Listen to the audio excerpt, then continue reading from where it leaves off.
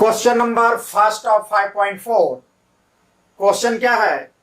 Which term of AP is it's first negative term.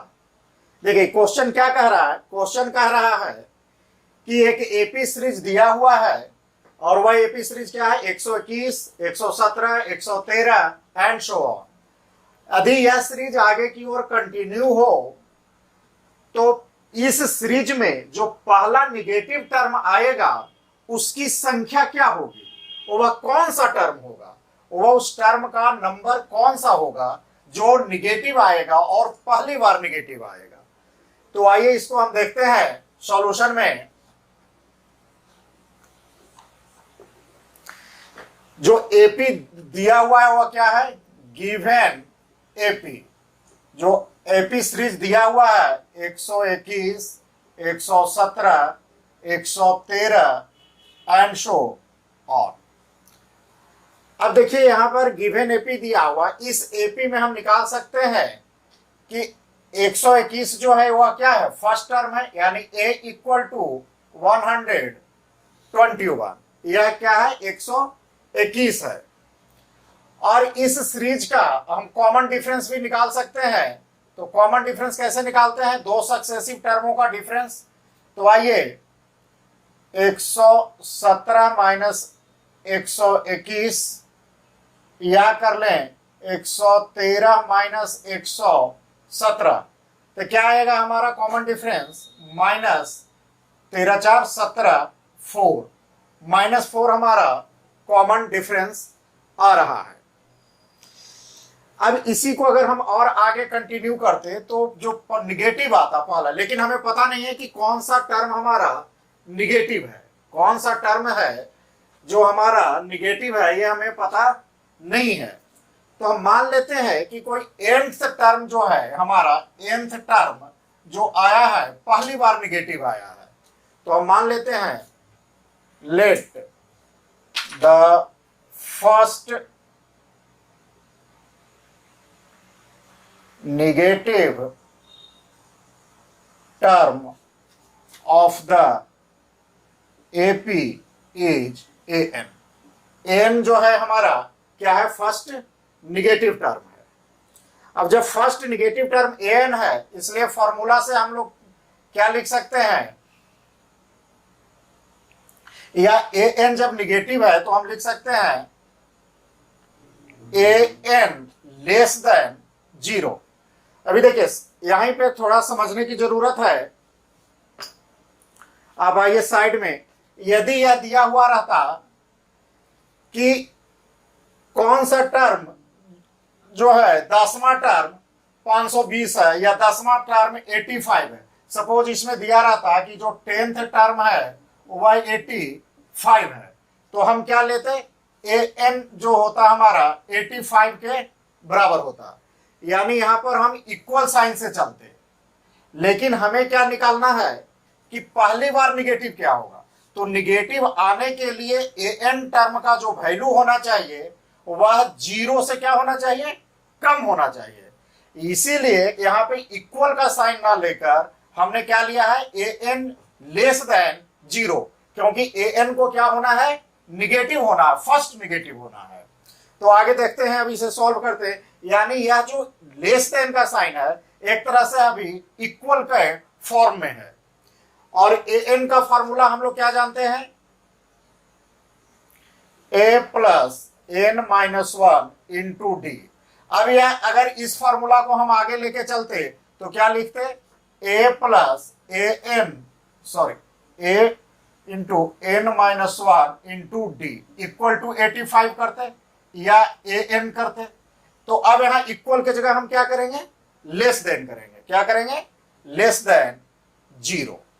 अब a का value क्या दिया हुआ है हमें क्वेश्चन से मिल रहा है?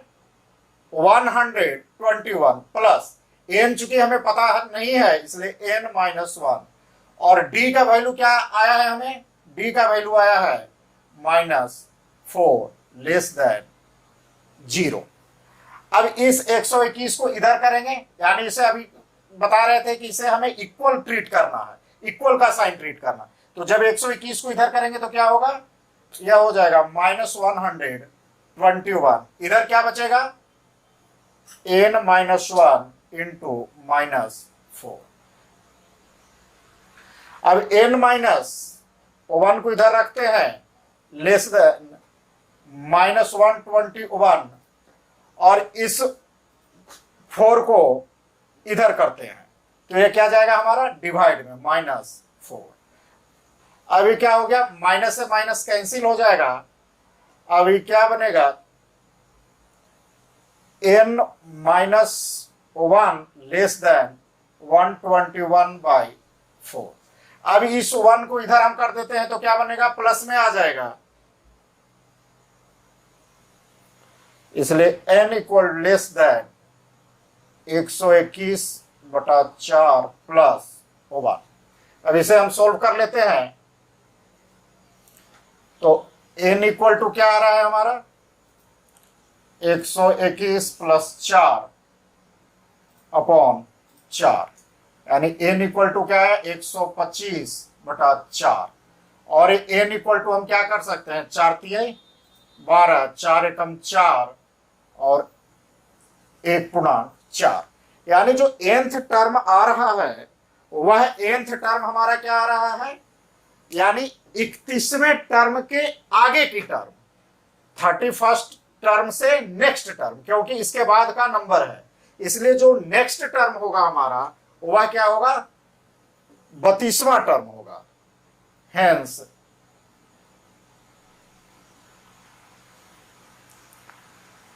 रिक्वायर्ड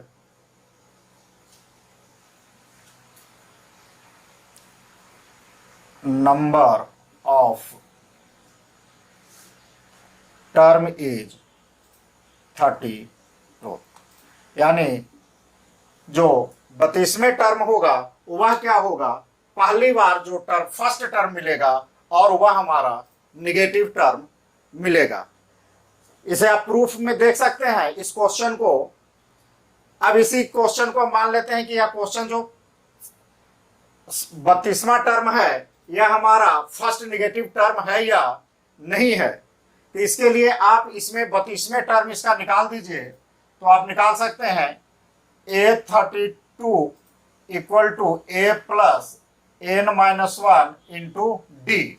ए का वैल्यू क्या है हमारे पास, ए का वैल्यू है 121 प्लस n कितना है 32 -1 और डी कितना है -4, यानी 121 प्लस ये कितना हो गया 31 और -4, यानी 121 -4 और 4×3 = 12, 124 और 124 यानी -3, यानी जो 32वां टर्म है उसका वैल्यू से क्या आ रहा है -3 आ रहा है। इसका मतलब यह निगेटिव टर्म है, और चूंकि कॉमन डिफरेंस कितने का चल रहा है -4 का, तो जो इसके -3 है तो इसके पहले का जो टर्म है इसका ऑटोमेटिक है कि यह कितना का वैल्यू हुआ रहा होगा, 1 का वैल्यू रहा होगा, और इसके पहले का वैल्यू कितना रहा होगा 5 रहा होगा।